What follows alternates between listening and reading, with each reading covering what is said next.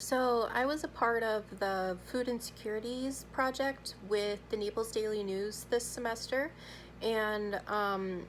we mostly covered food deserts, food insecure areas of Southwest Florida,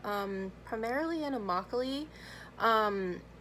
just to talk about the struggles that people may have to get access to healthy, affordable foods.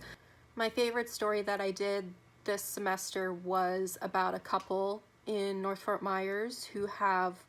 a poultry farm where they harvest eggs and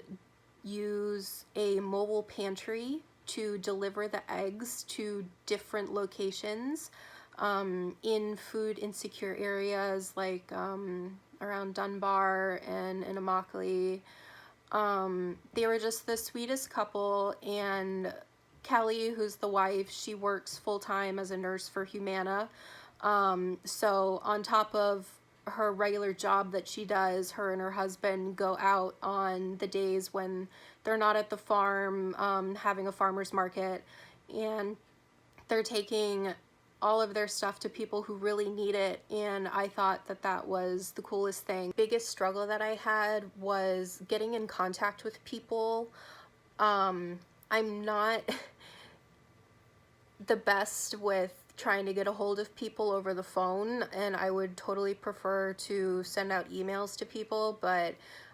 with all the stuff going on with the virus and everything, it becomes really relevant that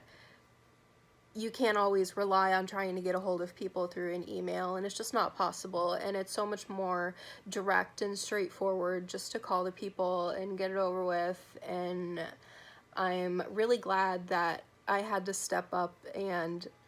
do that. One of the most important things that I learned this semester was how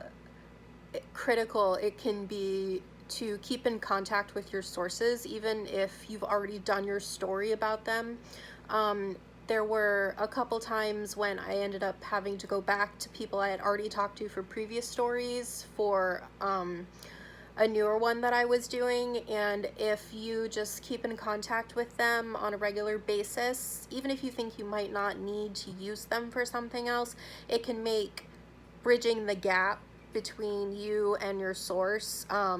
less awkward and intimidating. You know, professionally, I really want to write about food and where it comes from and how people have access to it. And being a part of this group specifically, I think, has provided me with a lot of background information that I'm going to need in the future.